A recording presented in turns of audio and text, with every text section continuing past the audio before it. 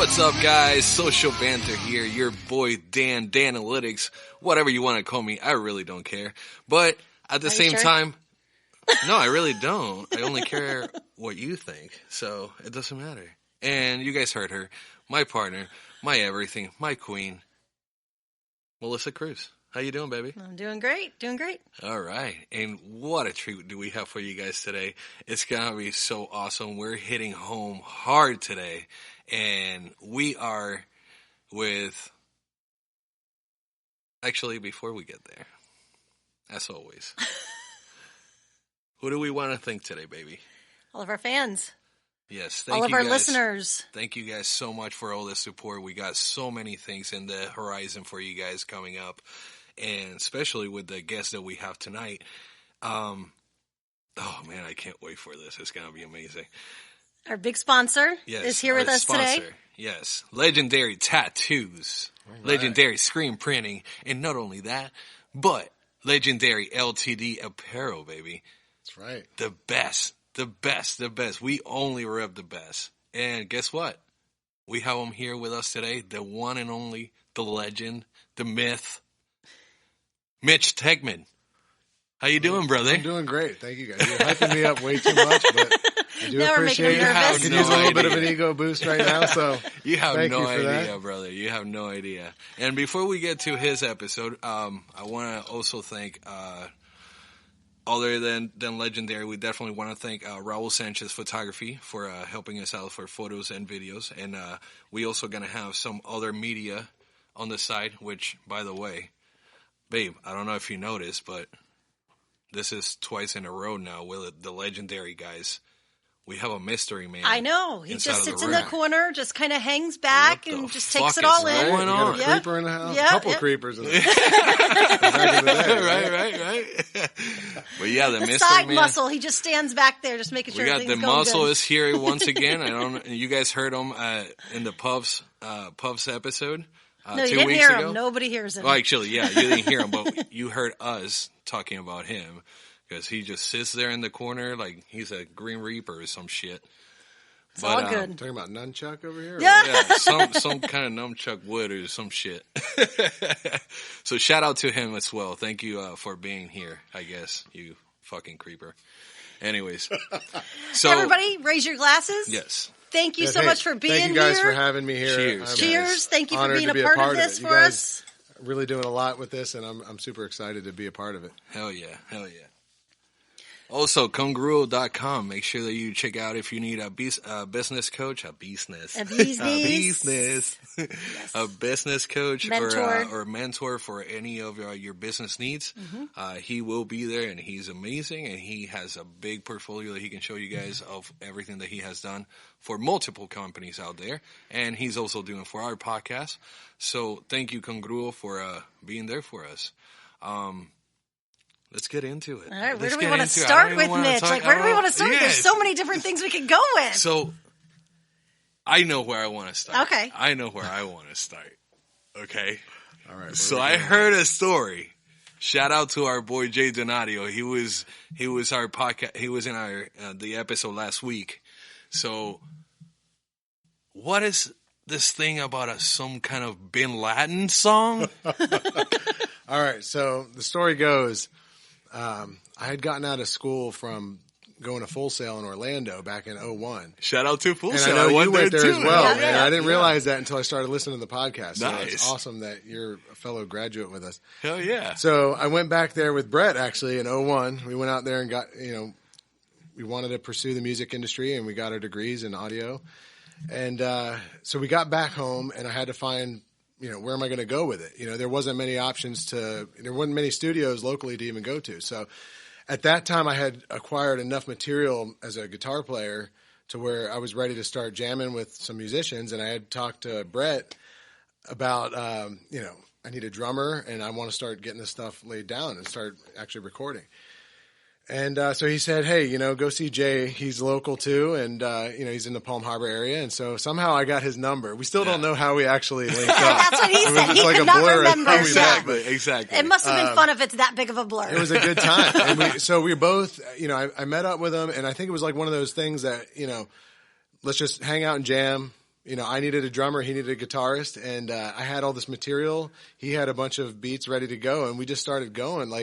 And it was like, I always use the analogy of at the time I was really into Tool. I've always been a big fan of Tool, and I could start jamming and open chords, and we could make a 2-hour jam session just making riffs, just going to town, and I had enough material where we started structuring stuff, and we had a 4-track that was back then it was all we could afford at the time. It was when Pro Tools came out, but the Fostex 4-track was where it was at. What year was this? This would have been 2001, 2002. It would have been probably early 2002. Gotcha. Because we graduated in July of 2001. And so we started jamming, and at the time it was after 9/11, and that was a crazy time. And so there was a little bit of anger that we had built up from that, and we had gone into war and everything. And so we said, let's start writing some music about stuff that was current at the time. And we came up with a song that was based on the whole Bin Laden thing, and it was awesome. It was one of the best songs I ever wrote. And I know Jay still has that recording somewhere, but I don't have access to it. We have got to get that out of the archives. But I'm going to get it for you so we can play it on the show. Yeah, we're going to definitely. It was an epic song. I can tell you that. And we were so passionate at that time because I had all this material, and Jay started finding his voice at that time. I mean, I don't know if he was a vocalist prior to that, but he started singing, and we needed a vocalist. So he was on drums, I was on guitar. We didn't even have bass, and we just started writing. And he started overlaying vocals, and before you know it, we had demos of that's awesome. a lot. We had probably about 6 songs that were pretty complete.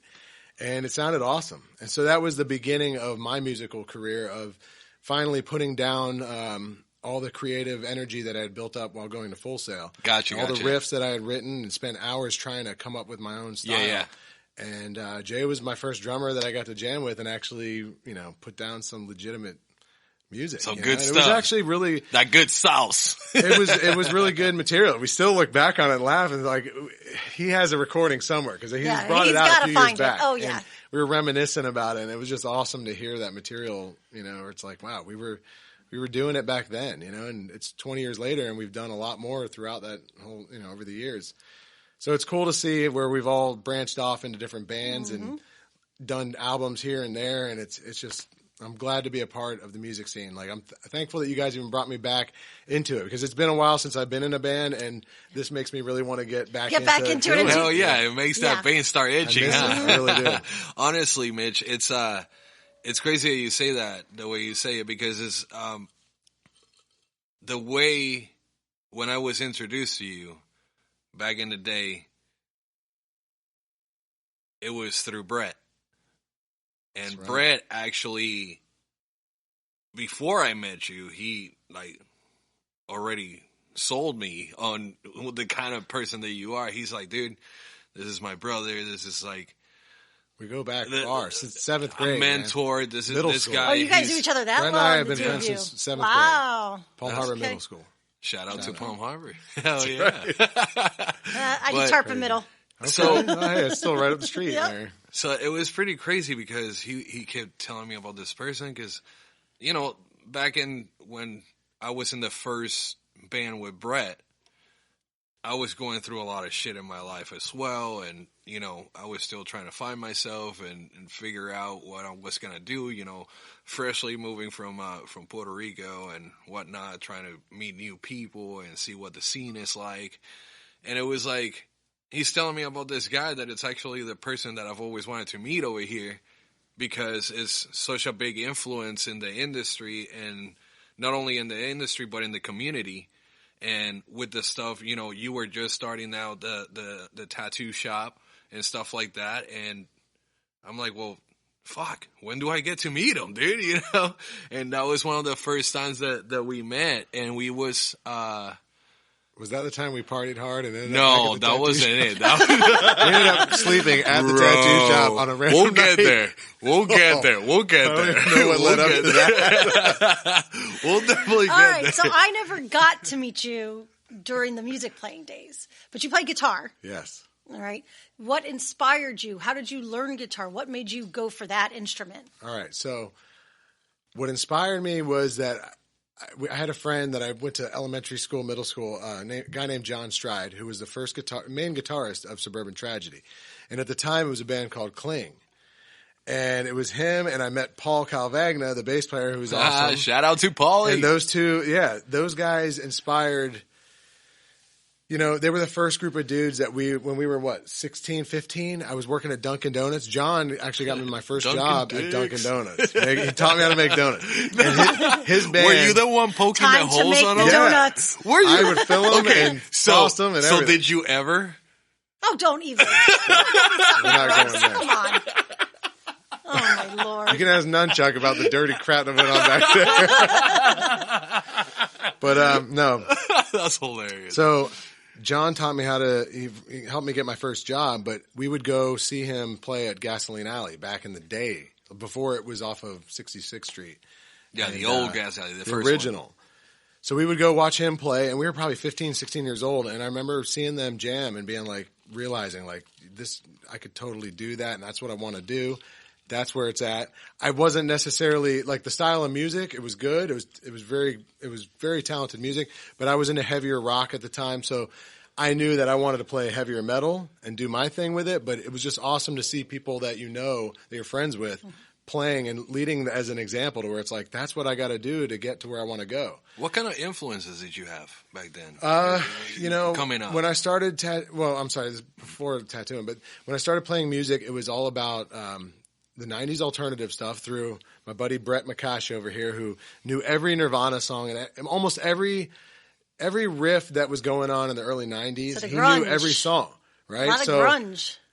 I got a guitar, right? And this was probably in high school. I got a very cheap $30. It was $30, no lie, at a pawn shop in Palm Harbor. My mom helped me out with it. We got the guitar. And it was called a Casino, and it was like the cheapest knockoff Fender brand that you could Gotcha. And I'm a lefty, but as a left-handed guitarist, it was harder to find guitars that were made for left-handed people. So I just bought a right-handed guitar, and I was like, you know what? I'm going to figure it out. So Brett was a right-handed guitar player. So long story short, he started teaching me guitar riffs, and we were going to school, and he would never bring his lunch to school, right? So I would give him part of my lunch in return to show me like a Nirvana riff.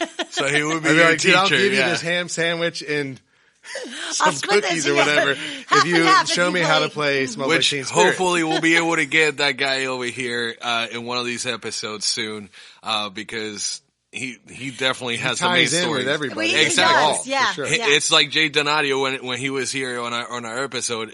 He's part of the big story. So many people right. mentioned him. So we definitely we got the other legends over Jay's here. still here. Brett and Jay here. So long story short, Brett helped me to learn guitar, and we jammed together for that first few years, and I basically studied under him, and he didn't want me to apprentice under him. And it was one of those things where it's like, I think I was more of a nuisance than you know what I mean? But he was willing to show me the riffs, and he put up with me enough to where I would take what he would teach me and I would take it home and just jam it. He is Kurt Cobain. So do you still of play course he's got to right-handed? know this shit. Or did you finally? I never was able to switch over because okay. once you get conditioned to play that way, it's like I'd have to untrain my mind to be able to strum. The hardest part I had was learning how to strum. As a left-handed guitar player, it's like your left hand is where you're, picking your chords out and plucking notes or whatever, but your right hand is strumming. So it took me a couple years to figure out rhythm guitar balance. And how to actually strum correctly. Because I could get the chords, but I couldn't actually, keep in time. So after years of jamming with Brett, I kind of started coming in my own where I started figuring out how to write my own riffs and all that. But everyone wants to talk smack about Metallica when they switched over to the Load album, right? But that album was easier to jam to from a beginner guitarist. I could actually read the tablature and actually pick up the music. Yeah. So every time people knock that, I'm like, you know what? If it wasn't for that album, that's what taught me how to play that bluesy style. Yeah. And it allowed me to, learning Master of Puppets when you're an amateur guitarist is almost impossible. Exactly. It takes 3 or 4 years of just easily basic chord progressions until you get to that point where you're comfortable enough to shred on it. Yeah. So that's why the 90s alternative music was perfect for learning guitar. I still think back on that where it's like, if you're learning how to play guitar and you just Google or YouTube, 90s guitar riffs, they're a little bit more simplistic. They're not as thrashy and fast, so it's easier to pick up as a beginner guitar player. Exactly. To that style, Yeah. So I started with that, and then as I got better, it evolved more into the metal side, where I started getting more technical and trying to really push towards. But you still, being heavier, you taught yourself. Exactly. Besides Brett, you taught yourself, and you did it by ear. Well, and I got into a lot of trouble when I was around 17, where I was, Wait, what? I got in some trouble, and my wait, folks were like, kind of put me on lockdown, and I was, being respectful to them. I don't want to really go there, but let's just say I got to the point where I said, you know what, I'm just going to devote my energy into playing guitar and learning these songs. And because they were cool with me jamming. They didn't want me out partying with kids or whatever, so it allowed me to focus on what I wanted to do. And that's really where I fell in love with being a guitar player and, devoting hours and hours of studying guitar riffs and trying to memorize Metallica solos and Ride the Lightning. Like, I still haven't been able to nail the little solo to Fade to Black. Like, I know the whole song except for the solo part. It was just one of those most technical parts of guitar but that's what makes you strive to get better. Is because you want to learn and master that solo. You know what I mean? Yeah. So absolutely, you won't let it defeat you. So from there, as you got older, obviously you were in some bands because we did hear some of the guys talked about some of the ones where they met you at some of these shows because of the bands you were in. So where was that? What band were you in? What do you remember about it? Well, what was your first band? What was your first actual band? Well, first I was starting a band with Jay. And we decided to go to a warehouse. Like, we stole, all right, so Stigma. I was working at Studio 420 where I met the guys from Stigma, right? And they were pretty established at the time. And at that time, I was just jamming songs with Jay where we didn't have a full band. You know what I mean? So, like, I ended up, I was in an internship for working for free at Studio 420 in Tarpon Springs, right on downtown Tarpon Ave. And it was an old haunted house. I'm not lying. Yeah. That place was so haunted. It was creepy. It was like over 150 years old, and it used to be a hospital years ago. Wait, did you actually experience? Yes. What? Because I worked there long enough to know that place was, something wasn't right. Okay, give me something. I need to hear something. I need to hear at least one story. All right, so back when you would burn CDs, where there was like a tower, right? And you would put 5 CDs in it, and you'd be burning CDs for an artist, And I'd be up there by myself, just working, and it was kind of chill and quiet, but you would feel like someone was literally right up on you, like behind you, The hair on the back and I'd of your look neck back stands real up fast, or and there's nobody there, and that happened once, and it happened too many times to the point where I got creeped out, and there was no way I was staying up there once the sun set because you felt like you could just feel it in the air. That place, and it was no BS. That place used to be on a local radio station years ago where they would do Halloween radio shows because it was one of the haunted houses in Tarpon Springs. Wow. So Studio 420, I'm sure you can probably look it up. Yeah. It's an old historic place, but it was awesome. It had a great vibe to it for the most part, but it was definitely like, it was kind of creepy. And when Stigma was recording, they were all into like, wondering if, what was going to happen because it was heavier, darker music or whatever. But, long story short, I worked at Studio 420 for a few months and realized that, I needed to find work. They weren't paying the bills. It was a free internship. But the one thing I got out of that experience was that I met the guys from Stigma. It allowed me to start my own warehouse project next door to them, 3 doors down from them, where at first they didn't like it because Jay and I were in there jamming and they were pissed that we found their spot. And they're like, who gave us away? But it was their manager at the time that sold them down the river. Was Puff already in the band? Puff was in the band. And so was he mad too? Yeah. Oh, he didn't like us at first. He didn't like that time, right? That's when I met Puff. They knew me from being the assistant to their recording, but then they were mad that I found out where they jammed and that I was trying to start a band next door. So then I would go up there sometimes by myself and jam out riffs and stuff, and then they'd start coming around, and they actually called me out the one time. They thought that I was writing something that they were working on or something, because it was in the same key. It was open D, a lot of chugging, and so they came around, and so I started jamming with them, and eventually I kind of ended up joining forces with them. Because the sound that I was creating at that time was kind of similar to what they had going on. And their guitarist was honestly out of ideas. Yeah. And Josh is an amazing guitar player. But it was kind of at that point where they had written so much stuff and they needed something new. And I had some new material to bring to the table, and it just worked out where I was able to join up with Puffy. Which is what he said, yeah. That's awesome, man. So it started out where they didn't like me, but then I became the guitar Then they player. loved you. Well, I don't know about that, because maybe half of the band. But, there's probably still a lot of animosity with all that. But it was an amazing experience to jam with those guys, and that's where I met Ligori when he was a kid. Oh, no shit. Mike Ligori I guess he was with Blind Reality at that time, and he was a huge fan of our singer, Sean, and he would hang out and watch Sean sing, and he would always pick his brain, and you could tell that he was an up-and-coming artist that he really wanted to be in a band that was established. Yeah. So they were like the fledgling band that was just coming up. And it's amazing now with everything comes full circle years later, absolutely. where I had heard the podcast with Mike and everything, and it's like, and then I've also tattooed Mike over the past 15 years where we've become boys and everything. Yeah. But I remember him as a kid, and it's kind of the same thing as me. It's like, you're so into it, you're so inspired that you devote your life to it, to where that's what you want to do, and you set your sights on it and you just roll with it.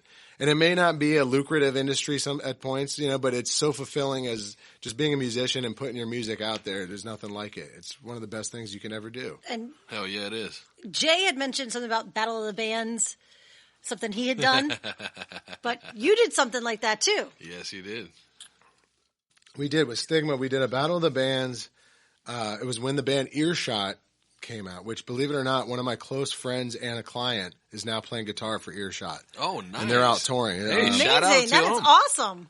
It's crazy how everything, kind of comes full circle. Yeah, full circle back. So we had done a Battle of the Bands, and at the time we felt that we were unstoppable, and we had all of our material was pretty much refined, and we showed up. And from what the story goes, supposedly there was a band. I can't remember the name of this band, but they were it was almost like it was rigged for them to win. They were more refined. They were a little bit older than us. Like every single Battle of the Bands. They were, they were a good looking band. They looked like a pop metal band or something. Yeah. Right? And they were very talented. Yep. But we brought so many people, and we brought merchandise, and there was just so much energy there that when they were trying to judge it based off of like crowd reaction, they realized they're like, there's no way we can give it to these dudes. And not, you know what I mean? So it ended up working out where they ended up divvying it up to where they kind of like, it was almost like the participation trophies where everybody gets to win today. Yeah. And we're going to give a first, second, and third, but everyone gets to play the big show. You know what I mean? So it's like, we were kind of pissed that we didn't get the full respect of it, but at the same time, the fact that we got to open up for Earshot at that time when they were blowing up, and, we was at the Masquerades, which is now oh wow, the Ritz. The Ritz, yeah. So at that time, that was our most epic show, to be able to open up for an actual national band, and that was what defined us. That was what gave us the motivation to really keep pushing forward and feel like a rock star for a minute. For a day, it was like being a rock star for a day, where you're like, you know what, we're opening for a national act here. This is huge. This is the biggest thing we've ever done. We're 20 years old at that time, so you're on cloud nine, where you think you're gonna tour the world, And granted, it was more of a local thing, but it was just such an amazing feeling to like feel like you actually made it. Absolutely. But you also played with Seven Dust too, didn't you? Yes. Yeah. At one point? That was years later, there. And Seven Dust was a huge influence for, when Brett and I were at Full Sail, that's all we listened to was Seven Dust for those first few albums. I remember Animosity came out. And and I never heard of them until I met Danny. Yeah. I never did. And they're local too, though. They're like the biggest local band to come out of Florida. Country rock, but I even never though they're heard from of Georgia Seven Dust. originally, but they all moved down to Orlando. Yeah. So it was awesome to have like people representing Florida, and they always put on awesome shows, and they always had the most amazing crowd. I got to see them. I actually got to see them. Yep. Ran and they're their such merchandise good, humble booth and people everything. I'm honored to be able to play with them and meet them. And my buddy Devin, his brother is a drummer who knows Morgan, and he got to introduce me to the band. I got to pull the whole backstage thing and have him autograph my acoustic guitar and all that. Totally marking out, I'm normally not that kind of person that would mark out to people, but I was marking out because it was influential. Like that band is what that band created the sound that ended up becoming my sound. Like I took their album of the style that they wrote and chugging of the open chugs and just the rhythmic, you know, it all derived from style. That band. Yeah. You know, so that Seven Dust was probably one of the most influential bands that I would say that kind of created the sound that I was able to put out there years later. And it's cool to be able to know those guys and shake their hand and realize that they're just people just like us. Mm-hmm. And for as famous as they are, those guys are still down to earth. And they're still willing to hang out with us. Because I think they realize that, you know, it's at the end of the day, we're people. The people don't become gods. Just because you're an amazing musician, you know, it's awesome, but you're still a person. You still came from nothing and you know, just happened to. Yeah, man. Morgan Rose he actually still is. Now, probably more now than ever, because he just came out with his own solo album, Morgan Rose. He just literally released his own album, and it's like, dude, oh my God. Is he screaming and singing? Oh, brother. You know Morgan. His voice is out there, but now he's actually projecting his full voice. Nice. So it's all balls to the wall, and it's just phenomenal. And he also has his own clothing line, which is Alien apparel or something like that. Something with Alien. You get with him. See what's up, right? That would be awesome, man, for sure. Because I know put something together. He doesn't have his own printing company or anything like that. So maybe you can link up with him and help him out too. Because we'll get to what you actually do on that part. But before you get there, you were talking about Stigma. Now, you have another band. You had another band. So after Stigma, I took a break for a few years. You know, and it's happened. I've realized as a musician, you kind of you beat it to death to the point where you need a break. Sometimes you need a couple years off to just realize that kind of get over it. Maybe like it's a bad relationship or something. You have enough time away from it, and then you start realizing that you really want to play again. You start getting creative and writing riffs, and you're like, it draws you back. Music always draws you back in somehow. To this day, like I still will go pick up the acoustic or go in the office room that we've got and just start jamming, and it's just it feels so good to release. Whether it's energy that you built up where you're stressed out and you're able to write almost like going to the gun range, right? It is. It's a total. It's a physical and mental release where you feel when you take your headphones off or if you turn the amp off, you realize you're like, you know what, that felt good just to just jam. I still got it. Yes, totally.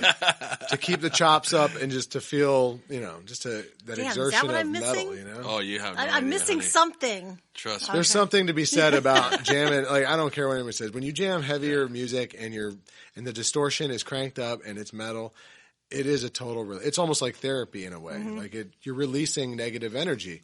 Yeah, you're releasing the stress that you've built up, and you feel so much better walking away from that amp. That is true. I got it out.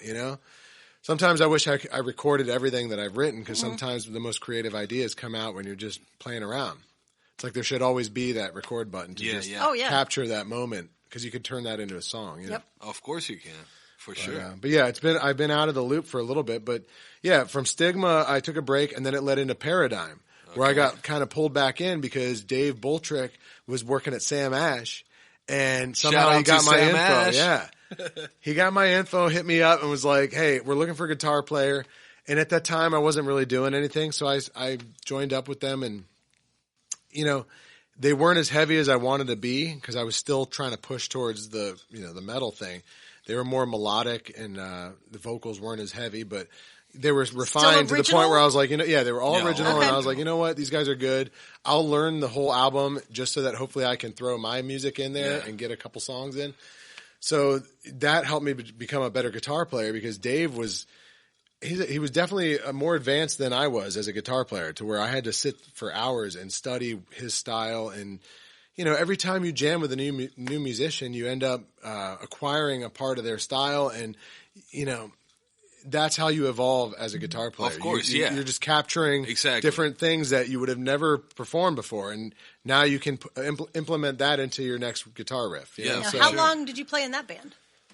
Paradigm was probably about 4 or 5 years, I would say. I mean, it was a pretty decent run, and you guys played locally out in a lot of places? We got to open up for a couple bigger bands. We did a Days of the Noob when Nice. Travis Meeks from Days of the New came down, and we had to shift yeah. everything into acoustic mode because he was all acoustic. Yeah, exactly. And so here we've got an album that's all metal, and we're like forcing ourselves to learn how to tone it down so that we could play with him. Yeah. And we did it, and we pulled it off, and he was another one of those people that you get to meet where you're like, man, I can't believe I'm talking to this guy. Right. Like, I've been studying his guitar riffs and learned. For acoustic guitar, Days of the New is one of the coolest bands to jam to. Yeah, they're amazing. You know what I mean? They were amazing. The fact that they were kind of like yeah. an Alice in Chains, darker vibe. You know, like Yeah. I just always admired them. And to meet him, he was cool and laid back and like super humble. And it's just awesome to meet famous musicians that are down to earth. Where they're not total pompous pricks. You know, Yeah, that's pretty badass, man. And just so you guys know, the song that we played in the intro, or the short intro that we did, and the song that you will hear at the end of this episode is from Paradigm, and it's titled Viking. So can you tell me a little bit about that title real quick? Viking, well, it was Viking metal was what I called it, but they called it Viking because I believe it or not, I wrote that when I first started the tattoo shop, and Peter Joseph, who's an amazing guitar player from The Absence, had that a little bit of an influence on me. And he had toured with Amon Amarth, who is an amazing Scandinavian metal band. I love Amon Amarth. So he introduced me to Amon Amarth, and that's when I went down the rabbit hole of I never realized that there was that kind of metal out there. True metal, yeah. And that's when I started writing. I felt like I turned into a Swedish guitar player. All of a sudden, I was just jamming out, these melodic metal riffs, But that's where that came from. It was just from seeing a different perspective, just no different than somebody bringing a different piece of artwork to the table for a tattoo. There's all these different genres of music, just like there's different genres of art. And, you got to try a little bit of everything and get, you have to try to be versatile. Mm-hmm. And Pete taught me how to, I went a different path. I chose the more underground metal, which was like In Flames, Soilwork, who's still one of my favorite bands. On Earth and shit like that. Yeah, back then it was Unearth. It was Killswitch, Unearth. That was the beginning of that new metal. It was at that time they called it Massachusetts metal. It was a lot of bands from up there. From Mass, yeah. But then it led into the Scandinavian metal, which was the Amon Amarth and the Soilwork and In Flames. And I became obsessed with those bands. So when I joined Paradigm, I was really into the European metal. And that shows in the album where I got Dave into that. And so we both started wanting to pursue more melodic, more harmonies, kind of Iron Maiden, but more updated Iron Maiden. It was like, it was basically Iron Maiden, but detuned to where it was heavier riffs, but still had the same. Sounds more new age. Yeah. It was still similar nuances to the music, but it wasn't, in standard tuning. Right. You know what I mean? Gotcha. But, and you have a beautiful wife and now beautiful daughter. Yes, shout out to the Where ladies. did Christina come into play with this? So Christina and I met in Tarpon when I was jamming. I was in between bands and I was jamming an Alice in Chains cover type thing with my boy RJ Palumbo and Donnie. Nice. Donnie Culp. And, which is Hostage to Heroes is their band. And they're amazing musicians as well. And so I happened to be able to just get lucky to where they were like, hey, you want to jam a couple songs with us? And I was like, yeah, I'm down, dude. I haven't been playing in years, so let's do it. So I learned a couple of these Alice in Chains songs, and I would just show up. It was at Bright O'Gannon's, which is now Currents in Tarpon Springs. Oh, yeah. And it was an Irish pub. Yep. And it was an awesome spot to just go hang out and drink and party with next to local Neptune's, people. right on the trail. Yeah, it was good energy. All the people that were there were cool. So it was on Thursday nights, and I jammed out and happened to meet Christina there, and it was back in the MySpace era, believe it or not. Which, did you know that Melissa has never had a MySpace page? I did.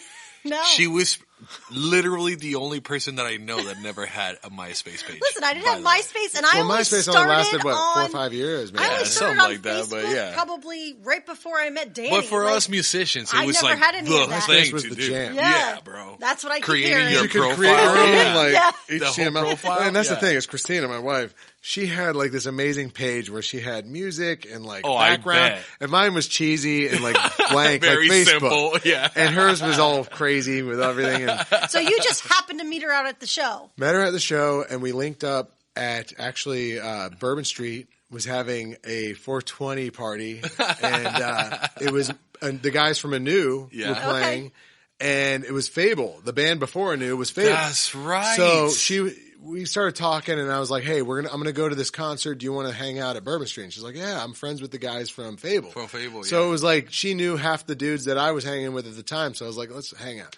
And that's kind of how it all worked out. Pretty it much. was through music that we met, and she was very passionate about music, and so even though I was not in a band when I met her, it was awesome to meet a woman that was into the same things as me and that whole music scene. Yeah, and that support system that she gave, not that she gave you, but she still gives you. Well, and then when I joined Paradigm, she was the ultimate cheerleader. She drove off all of she was the hawk. Let's just say she drove off any ladies that were showing any interest. It was like, bro, that sounds like Melissa right there, bro. You want to talk about please tell me. Overprotecting. Please tell me. I should stop there. Though. Dude, I remember playing a show with actually PIC. Shout out to PIC.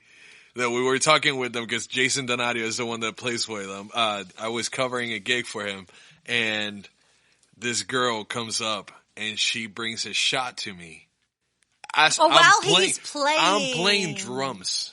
Okay, she comes up to me and she just tilts his head back, and she like dumped the shot right in my mouth. And Melissa, that's when her everything started. Oh, bro.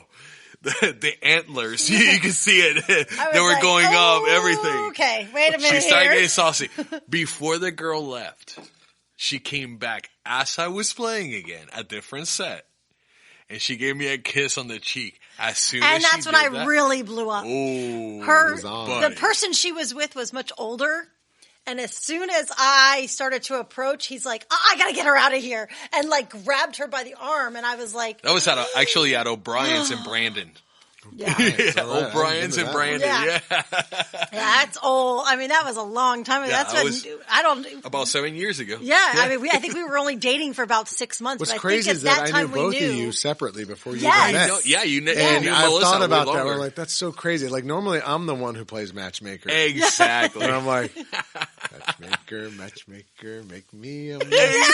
Catch me up. Yes. Well, and that's the funny thing. I stopped doing that because it doesn't work every time. So, but you guys found each other, and I thought it was awesome. That it was like, dude, I know both of you, and you guys linked up and fell in love, and it's like, how cool is that? I tattooed both of you at different times, exactly. And to see that happen is cool from my perspective. And again, we got another common denominator. But again, and the funny thing is that's what we were talking about, especially with Puff, because when I first met Mitch, it wasn't through music. It was at the through, shop, probably, right? Yeah, it was and through was tattooing. At the first running one, the show. At the very first one, when they first opened, it was only a few months after they opened. It was only a few months after my son was born. I wanted a tattoo. It was back in like 2009, I think, is when we started. Yeah, because Christopher was born in 2009, June of 2009. And we were in July. It was when we first opened. And up. I think I was there in August or September for my very first one by Mitch. And we were in the little strip center in Tarpon Springs on 19. And I went there and I met Mitch, and I've never wanted to go anyplace else. And even when the magic touch. What can I say? Yeah. I'm sorry. But not only that, fucking do. Not only that, I will wait. And you know what? You're the only person that I will allow to do shit like that in here because you actually do deserve that. You have that title here. But all the guys, all the guys are great for in real. the shop. You don't have anybody that there's any question about, having them tattoo me. But I am so used to you and your touch and your way you tattoo and the way we can communicate with each other. And you, well, thank you. I love the ease of it. So, I try to make it a decent experience for people. I know it's a painful thing, but for me, it's not. Like, I love that sound. I love that relaxation. Even when you tattooed me and Danny together the one time. Wait. Before we get there, I do want to know something because you probably told me this story, but I think it was one of those nights that we had. Oh yeah, probably the one of the few. Yeah, exactly. I think it was that night on the massage tables. Yeah. I do. It was not both of us. Totally we sounds each took wrong. A table to yes, ourselves. that sounds completely Don't wrong. Have a bad perspective on that. No, we had enough. There was enough chairs to where each person could crash out. Yeah. And then there's skylights in the shop, so when the sun came up, it was brutal. Where we were all like, that hurt so bad. Tequila sunrise, you know what I mean? Yeah. But it was a great night. We had a good time. What was the name Legendary? All right, so Legendary started from walking through Countryside Mall, and I was thinking about different names of shops, and I stumbled on. So you already knew that you wanted to create so a ridiculous tattoo to shop. say this, because I'm not an advocate of Hot Topic in the mall, but when I was a kid, The Legend of Zelda was huge, right? Oh, yeah. And I never was a gamer, but I grew up around dudes that were always into that, and I thought it was an awesome game. And I bought a jacket that was like it was a green and gold jacket, right? And it had the Triforce. And I bought this thing just because it looked cool. It was like a soccer type jacket. Yeah. And I didn't realize at the time that I was buying a Legend of Zelda jacket. Right? And you're not even a gamer. Not even a gamer. But I always loved the game and the concept of the game because, the whole mythical fantasy thing, Yeah. So I got this jacket, and when I was looking for names, the thing with the fact that I had this jacket and I'm looking at the tag on it, says Legendary, and it was Legend of Zelda. And I thought it was epic with the sword and shield logo. And I was like, you know what? Legendary sounds like it's a clean name, and it sounds prestigious, and it had a good ring to it. And I was like, I think Legendary tattoos is that, and then coincidentally, I got a tattoo years ago when I worked with Puff at Tattoo U, right? Puff was a piercer, and by the way, Puff helped me get my first apprenticeship at Tattoo U because he was a piercer. That's what I was just going to He was ask you. boys What with the got owner. you into the tattoo? Well, I was playing with Stigma, and I was hanging out. I was working as a glorified cable guy because I had the audio engineering degree. Right. I was running wire with Jay Donadio, by the way. I got him a job with me where we were like running wire in all these new construction homes out in Trinity. And I would get out of work. In one of them. Probably. Well, we'd get out of work, and it was brutal work in the middle of July. I mean, imagine working in the attic in July. So were you already drawing at this point? Well, Obviously before I got into tattoo, music and all that, I was into art. Yeah. My mother is a really amazing artist, and I learned from her. She would paint, and as a kid, I would watch her paint, and I picked up the art from my mom. Nice. And Okay. but I didn't pursue it. You know what I mean? So I got into music. Long story short, I don't know where we're going with this, but I'm like looking over here. Come on. You have to bring me back on Lay it track all here. out. Oh, trust me, you will. Come on. This is so raw, baby. So now where are we at though? We're talking about what got me into the In the art, Into that the art. drawing. Okay, so I had the art skills, but I gave that up for music. I pursued guitar to the fullest because I was like, the art thing wasn't paying anything off, and it was just more of a hobby. But it came back after I got into the music thing where Puff made me realize I found myself after Jay and I would get off of work on a random Wednesday afternoon. We had been sweating From in the cable attic. job. Yeah, Okay. sweating for, brutal work. And I would go home, take a shower, and then I'd go to the tattoo shop just to hang out.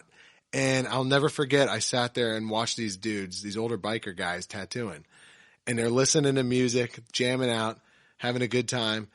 And the light bulb in my head went off where I was like, you know what? What am I doing? You have to I'm do busting it. my ass here doing hard labor up in these hot attics. What am I doing? I know that I could do something like this because I was looking at the work they were doing and it really wasn't that great at tattooing where I'm like, dude, I could draw better than these guys. What are these? You know what I mean? So it came down to where I realized that, hey, I could be pursuing this and getting good at this where I could be indoors in the AC listening to good music and I could still be in a band at night. And that's how I fell into tattooing because it allowed me to be an artist by the day and an artist at night.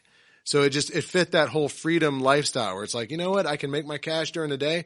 I don't have to have the standard paycheck. The more I work, the more I make. Yeah. And it became the hustle. And that's long where as you my make the hustle nut, started, yeah. where I realized that I have to promote and you gotta put yourself out there to get business. And the more you do it, the more you can make, but you have to be willing to have the drive. Yeah, and then you started this big ass fucking and Legendary kingdom just kinda, and community. Well, thank 'cause you, it's but not, I mean, it's not just a we're still kingdom, it's a growing, community. and I'm still trying to evolve everything into a refined operation. It's a never-ending learning process on how to have a good business, but it just came from hard work. And if there's one thing I can say to the listeners out there, on people that are looking to try to do something, it's like just show up every day and put in your effort. Yeah. Nothing is going to come easy. Don't expect people to just give you anything.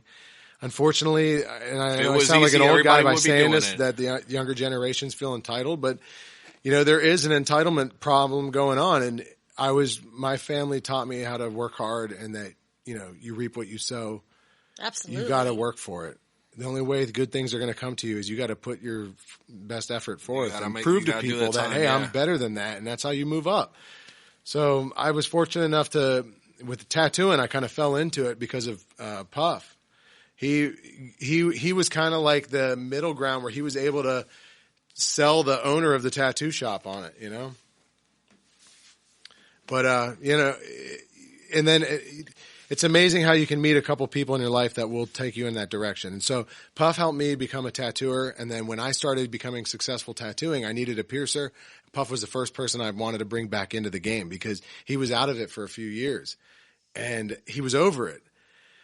And I kind of came to that point where I realized a couple of my employees called me out. They're like, dude, we're getting so many phone calls for piercings. We need to bring in a piercer. And that's when I started calling Puff, and I somehow sold him on getting back into it. Hell yeah. And so he came in and started managing the shop and piercing. And then it led into the t-shirt when he did my thing. lip. And that's when we, and that's when we first started hanging out, Hell yeah. But he's been a huge influential part of music and everything. And that's why I was so glad to be able to bring him back into the fold with being a business owner, to where a trusted guy that I've known for so long that I rely on him. And to this day, he runs the show at the print shop, and I can't tell you how happy I am with him. How did that come about? So you had the tattoo shop, you started in the strip center, then you bought the yellow building. Well, we're still renting the yellow building. But yeah, we moved up there, and that's when I brought Puff in to manage the shop. Right.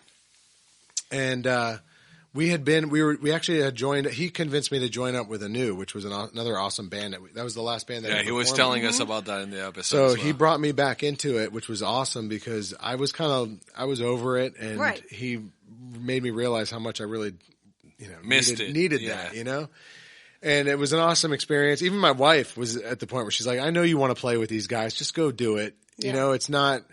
Even though I thought I was past the music thing, it was an awesome experience to jam with Julius, who was another amazing Julius shout out Mendoza. to Julius. Yeah, total shout out. He was a great drummer. He's also. Is that the one we saw in the one band? He plays with Digis Christ. Digis Christ, which is another awesome band. And Tampa Taiko. Tampa Taiko, yeah. which he brought in the drums for us to play with Anu. So, which it was on the Seven Dust show, Yes. which it was really badass at Janice. That was amazing. Or the Cuban Club. Yes. That was amazing. So Julius was another person that I had played alongside because he played in other bands that we had, performed with. And to be able to jam, it was kind of like a super group where we got to perform with some of the better musicians in the area. Yeah, and that's how Puff said it. It's like putting all those badasses from all these different bands. We were all kind of floating around, and it's like, hey, we all know each other. Let's do this. Like Sepultura, right? Like how Sepultura was created, or a Perfect Circle, some bands like that. That's right, where everything kind of merges, and so that Anu was an awesome experience. And when Anu kind of ran its course, that's when we decided to open up the print shop, because we were at that point where it's like, we were both kind of, burned out on playing. And, I guess maybe I was the one that, we had been doing stuff in the garage at my house here, right around the corner from the studio here. Like I literally lived 200 yards down the street here. Nice. And, we were making shirts for different business owners that I had been tattooing, and that's how it started. Was organically just from me talking to my clients, and it was like, "Hey, do you need shirts? I can do it for you." And they would give us a shot, and we at that time we didn't know what we were doing, and people would want like multicolored stuff, and we only knew how to do like basic one color stuff, and we'd be like, "Hey, this logo would look a lot better if we would just simplify it." For sure. I think they so kind of is that knew why we were at first you had the black T-shirts with the pink? white print, or it was very basic. It was like For the legendary stuff is all the one color. It was all one color. I remember because I still you had to have keep those it shirts. simple. That's how we started the business. It's like, hey, we know how to do this effectively. Let's start with that. But honestly, the T-shirt thing came from being in a band, because I was always the guy that had to make the design and then get it printed for the band so that we could sell it at the show. Okay. That's how the T-shirt thing came to be, because nobody else wanted to, front the money to get $500 worth of shirts and to have to make the artwork work out. So that's where the artist side of me came out and started pushing into the graphic design part. So honestly, Legendary Tattoos and Legendary Screen Printing all came from the music scene. It all started with wanting to be, wanting to take the show on the road. And when that didn't really work out, and help out all their bands as well at the same time. When we first started, our whole thing was that we were given deals to try to get local bands their shirts because that was how we got into it. It was these guys need shirts, and we have to be reasonably priced because let's face it, as musicians, not everyone's wanting to foot a bunch of money. So we had a bunch of specials going at Sound Maze. Actually, when Jay started Sound Maze, we made a big banner and said, hey, we're doing deals for bands. And Jay was actually helping us get a bunch of clients through that. So shout out to Jay again Jay's been a huge part of the whole music scene and me getting into the, growing as an artist and a musician. Him pretty good too. And he's gotten tatted up. He's done two sleeves. I've seen all you guys. Like, my God, I've done a lot of tattoos on all these guys. His sleeves. And we're not done yet. Yeah. We're not far from being done. Brett's arms are just, those are the sleeves that actually got me into getting. Wanting to get tattooed? Wanting to get a sleeve. Really? Was when you actually finished out his first arm. And I've been trying to get him to come back and touch it up for like a year. And he keeps he doesn't because he doesn't want to. Bro. He doesn't. It's like every time I see his arm, like I need to go back into that. And he's like, he's being a big puss. It's all right. It's all right. One day he'll get. You know what? But aggression speaking of Peter Joseph, he actually did my right arm. And I'm doing my left arm with Legendary as well. And I actually asked you permission. You don't ever have to. No, I do have to. I'm all about people collecting art from different artists, man. Yeah. I'm at that point where I realize. But Pete was with you. Not before, me. Sorry, before I can't he do it. opened I appreciate your loyalty, but I don't get mad about that at all. I don't, because I like to travel and get tattooed by different people as well. Like, so that's but you're the artist. That's different. Who did a lot of your work? Obviously, have you tattooed yourself? I've done some touch-up work and stuff on myself, but it's easier to sit down and let someone else tattoo you. Do you let the people in your shop do it so you can see their work? Bob actually just redid both of my arms here. Oh yeah, shout out to Bob. Bob Braden, amazing artist. I had Joe Lemire, who's another one of my artists, did some stuff on my leg here. Yeah, he did a badass cover up on my left arm for my mother's. Actually, my number one tattoo that I have in my left arm is the memory of my mom. Tribute to your mom. Thank you. The tribute to my mother. Which your niece designed. He tattooed your father as well too. Yes. He's done my father's actually almost his whole arm. My dad, after 56, when he turned 57 or 58, he decided he wanted to start getting tattooed now finally because they're not gonna look like shit when he's inside of a casket. It's not gonna be blurred out. But and your niece designed that tattoo for you to cover up the original one. And then Joe grabbed it and made it into, his own style as well, which I really loved. And now I got a cover up because the first one that I had in there was from back in the day. When I was I think I was 18 years old and I was pretty. Did you even get it here? Or was it in Puerto Rico? No, it was here. It was actually, it was actually in Zephyr Hills, Florida, in a shop that was called Jimmy D's Tattoo. Jimmy Dean. Jimmy D's. Yeah. Wow. It was interesting. It was interesting. I think that was the best thing that could have ever happened that I met Mitch to do mine. Yes, for sure. And it's cool that I've happened to tattoo both of you guys at different times. Exactly. And then coming in together. I wish I was the one to introduce you, but. Yeah. Then we came in together. And I think the best part about that story was we came in together to get the King and Queen tattoo on our leg. That's right. Yes, King and Queen skulls. I sent Mitch the design, and I do this with everyone that I've ever had that Mitch has done for me. I say, this is kind of what I want. Just do whatever you want with it and just make it how it's your design. But I want something like this. So he made these killer tattoos for us.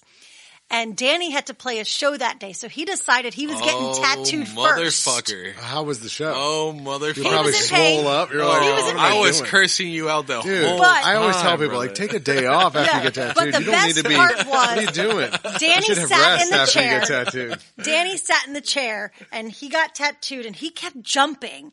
And he jumped, and he jumped. And I said, what are you doing? He's like, oh, wait till you get yours. And I said, that's not going to bother me. No, Mitch was like, Mitch looked at me and he's like, no, bro, you're a complete bitch next to your wife. Yeah, after he did my side, after he did my side, and that's what he said, He's like, your wife isn't going to flinch at all. And sure as shit, Danny kept saying, yeah, right.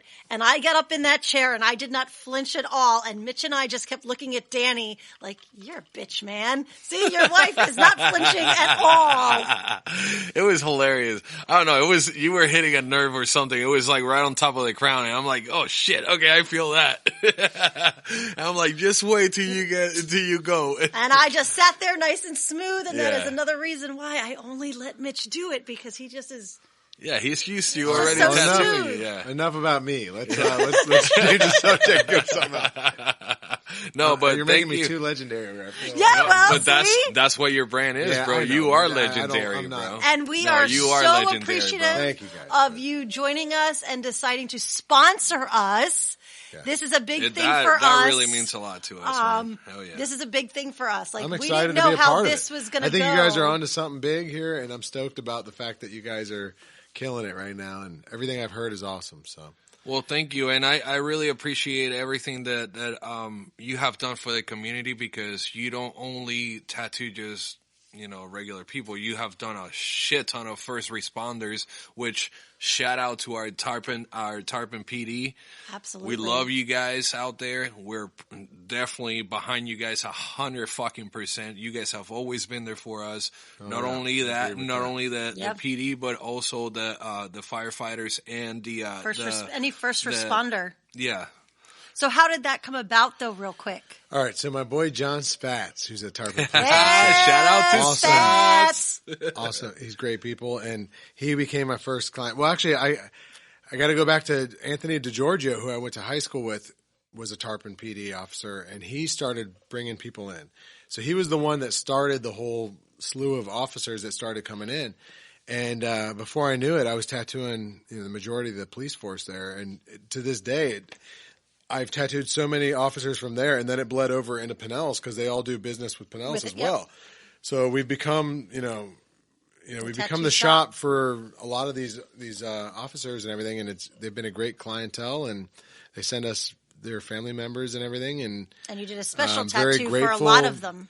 Well, yeah, we did back when Charlie Condek passed a few years back, probably 5-6 years ago. Yeah, man. Shout out to his family too, because that was something very hard for the whole community, and that's something that we still deal with. But you did a special set for a lot of the guys. We tattooed a lot of memorial pieces for them, and to try to bring closure to that. That was a hard time to go through. But here's the thing, bro. The fact that you did that for them, okay?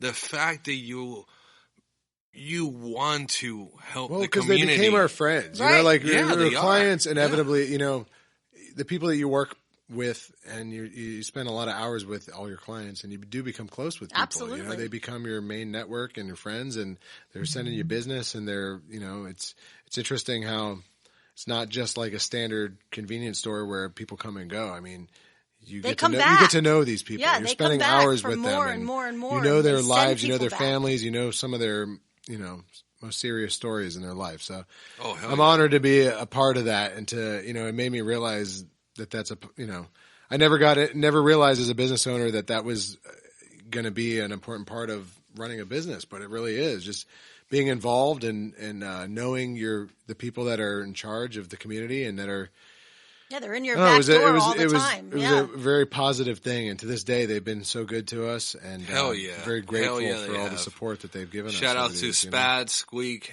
Trill. Shit. Yes. Yeah, hopefully, I'm trying. I'm gonna try to talk to him. Just so you know, I'm gonna try to talk to him. Has Smalios gone in there? I want Trill. Squeak? Smalios? No, you know Smalios. You know Jojo Smalios from he's in Dunedin now. Okay. But he's part of the crew as well. Because you guys have actually been there with us when Smalios has been there as well at the shows. So but one thing that I do want to say is that one of the most humble persons that I've ever met. You don't actually realize the kind of person that you really are in other people's eyes.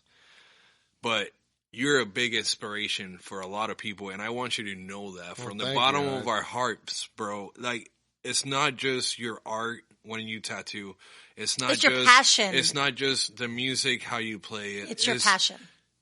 No, it's who you are, Mitch. Yeah, it's his you passion, are the such way an he's so amazing passionate person, about brother. it and towards people. If I could, if you ever needed the shirt off my back, I will give it to you, brother. Well, if I ever, and I know I'm that blushing right now. You can't see what I'm saying. Seriously, I'm red in the face. All right, But so it's you seriously. guys are too kind, and I'm not reaching out for that kind of. But again, I we know you're not. appreciate I know you. you're not, and you didn't. And Thanks for being expect so any of kind this. with your words, but I'm just another dude, man. I'm just Exactly. trying to And that's make a just living it. and feed my family, and try to enjoy life along the way. And like I said, I'm honored that you guys would even have me on the show, and I'm honored to have played alongside so many talented musicians over the years. Hell yeah. People that you guys jam with on a regular, yeah, between dude. Derek and Paul and Yeah. Brett here and Jay. Yeah.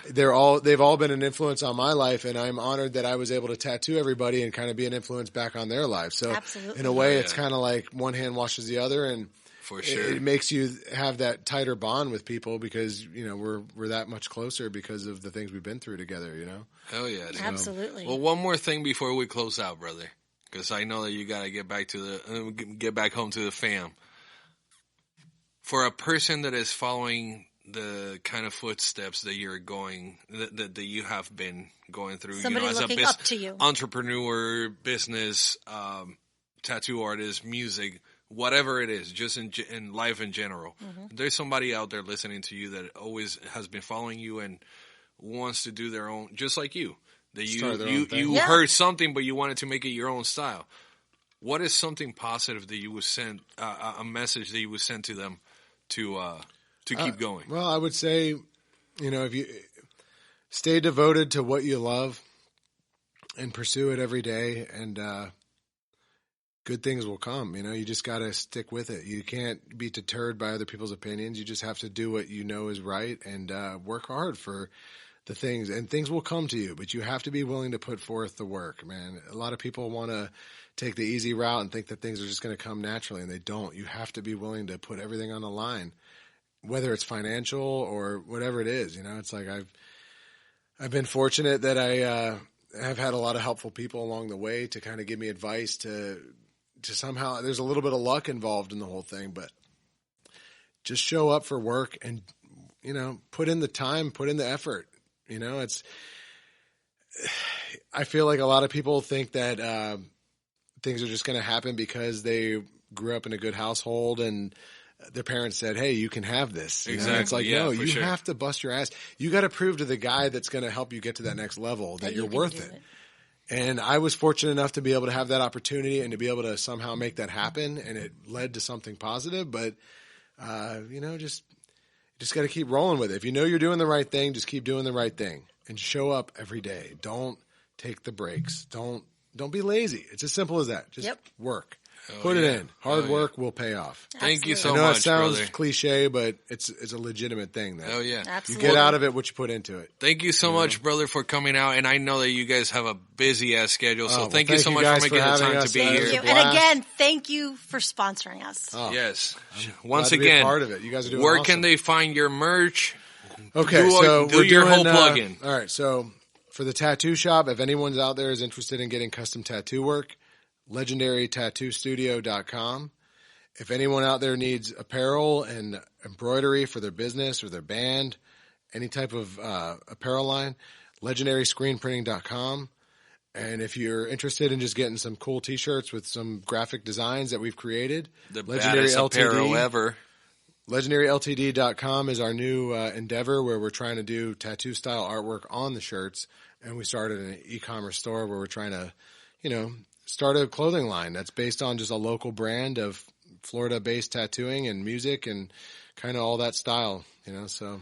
Which, just so Please you check guys us know, out. if you guys ever see us around here or around the area doing events or anything like that, you will see us with the Legendary apparel. We don't rep anything else but Legendary apparel.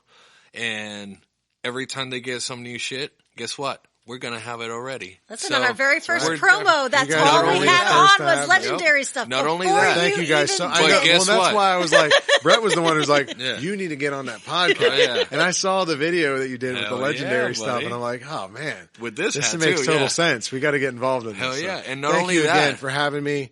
And like I said, it's been awesome to be able to be a part of the scene. Even though I've been out of the game for a while, I love all you guys. You've never been out, dude. You're a legend. Well, yeah, but we stop. still keep you in You guys somehow keep or me in another. it, and I'm going to join a band with you guys here Yeah. because of this, it's like I got to keep it going, man.